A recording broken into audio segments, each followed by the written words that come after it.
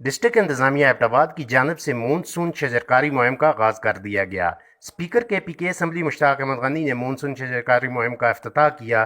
Chief secretary Khyber Pakhtunkhwa doctor Kazim نیاز، صوبائی وزیر خوراک قلندر خان لودھی، ایم این اے علی خان جدون اور کمشنر ہزارہ سمیت سیاسی و سماجی شخصیات نے افتتاحی تقریب میں شرکت کی۔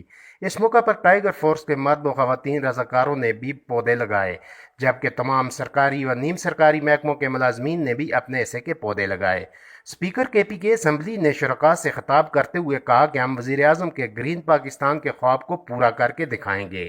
تقریب کے آخر میں چیف سیکرٹری کے پی کے نے میڈیا ٹاک کرتے ہوئے کہا، آج دو حساب سے آج کا دن انتہائی اہم ہے۔ ایک تو ہم خراج تحسین پیش کرنا چاہتے ہیں اپنے والنٹیئرز کو، کورونا ٹائیگرز کو، جنہوں نے پیچھے جو ہماری یہ کورونا کی وبا کے خلاف جتنی بھی حکومتی کوششیں تھیں اس میں انہوں نے بڑھ چڑھ کے حصہ لیا جی۔ دوسرا، آج یہ شجرکاری کی جو مہم ہے یہ وزیر اعظم پاکستان جناب عمران خان صاحب کی ہدایات پہ ہم پورے صوبے میں کر رہے ہیں۔